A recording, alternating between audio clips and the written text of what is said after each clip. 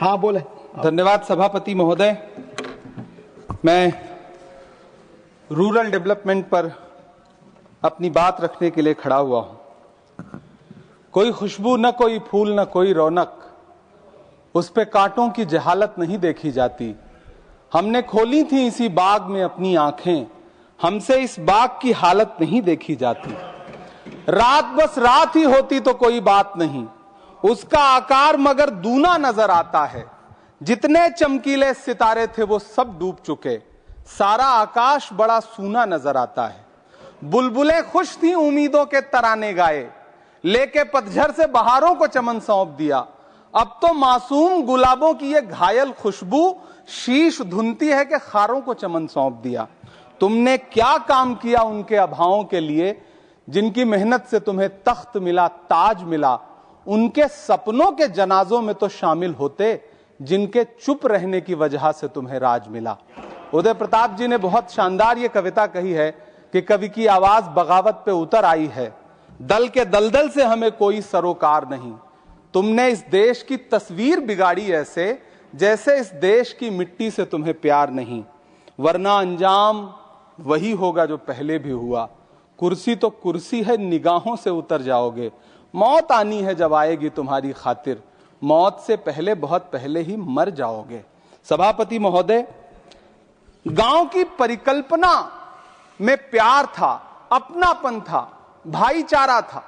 कभी महात्मा गांधी ने जब गांव का सपना बुना तो मुझे लगता है उसमें वो मोहब्बत थी कि गांव में अगर किसी बिटिया की शादी होती थी तो पूरा गांव अपने संसाधन लेकर के, कोई चारपाई लेकर के, कोई गुड़ लेकर के, कोई प्रेम लेकर के खड़ा हुआ करता था। लेकिन पिछले 2014 के बाद से गांव में जो नफरत बो करके विकास किया गया है वो अद्भुत और अकल्पनीय है। हालत यह है, हम जिस गांव में पैदा हुए उन गांव में कोई सीताराम चाचा, कोई भगवती चाचा हम लोगों की उंगली पकड़ करके चौराहों पर हमें मिल जाता था, आशीर्वाद भी देता था और डांटता भी था। लेकिन मौजूदा स्थिति यह हो गई है कि गांव में चाय, जो गुड़ की चाय बना करती थी, उसकी चकल्लस में जो चर्चा होती थी, उसमें जब से चाय में चर्चा वाली राजनीति घुसी है, उसने पूरे गांव का माहौल ऐसा कर दिया कि आप अब एक दूसरे से प्रेम से बैठ के बात भी नहीं कर सकते। मैं, माननीय मंत्री जी यहां पर मौजूद हैं, रूरल डेवलपमेंट के मंत्रालय के बजट पर चर्चा हो रही है। चाहे मनरेगा हो, चाहे किसान हो, सारा इससे जुड़ा वर्ग परेशान है। मजदूरों की स्थिति ऐसी है कि आप मनरेगा को प्रोत्साहित करने के बजाय मनरेगा को समाप्त करने की कोशिशों में लगे हुए। सच बात यह है कि राज्यों पर भार डाल करके आप मनरेगा खत्म कर देना चाहते हैं और उसके लिए आपने नाम लिया है कि आप उसका नाम बदल करके बी ग्राम जी करके उसके पीछे आप इसको छुपा लेंगे।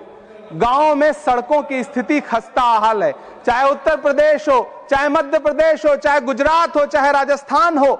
गांवों में सड़कों की स्थिति ऐसी है कि किसी गर्भवती महिला को अगर अस्पताल ले जाना हो तो सड़कें ऐसी हैं कि उन पे चलने वाले वाहन शायद अस्पताल तक महिलाएं पहुंच भी नहीं पाती हैं, उनका प्रसव रास्ते में ही हो जाता है। महोदय, गांव में हालत यह है कि किसान आपके सामने सरकार के सामने लगातार अपनी मांगे लेकर के खड़ा रहा, लेकिन इस सरकार ने दिल्ली के रास्ते की तरफ कूच करने वाले किसानों की राह में फूल नहीं बिछाए बल्कि कीलें बिछाई। 750 से ज्यादा किसान शहीद हुए। कीमत तो बहुत बढ़ गई शहरों में धान की, लेकिन विदा न हो सकी बेटी किसान की। मौका मिला तो लोगों ने कुर्सी के वास्ते तस्वीर ही बिगाड़ दी हिंदुस्तान की। सभापति महोदय, इस सरकार में बातें तो बड़ी बड़ी रही। बजट की बात करके यह कहा गया कि गांव का विकास करेंगे, लेकिन प्रधानमंत्री की जो आवास योजना है, प्रधानमंत्री आवास योजना के तहत गांव में आवास बनते हैं और इनकी राज्य सरकारें उन आवासों पर बुलडोजर चलाती हैं। ऐसे कई मामले अलग अलग राज्यों में देश के सामने हैं। आप कहेंगे तो मैं पटल पर रख दूंगा, अभी हाँ पटल पर रख दूंगा। ऑथेंटिकेट कर दूंगा। महोदय, जब पीएम आवास योजना के तहत बनने वाले घरों पर बुलडोजर चलेंगे तो आप गांव के कौन से विकास की परिकल्पना कर रहे हैं? गांवों को तो आपने भगवान भरोसे छोड़ दिया है।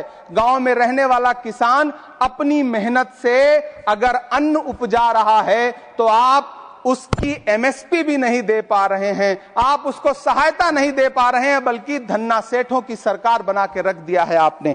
महोदय, मैं जानता हूं मेरा समय समाप्त होने वाला है, लेकिन एक मिनट मुझे कंक्लूड करने दें, मुझे कंक्लूड करने। सर, हमारी आंखों में तो ऐसे गांव के सपने थे कि जहां रहने वाले ग्रामीण अंचल के लोग शहरों की तरफ पलायन ना करें, ऐसा सपना हम देखा करते थे।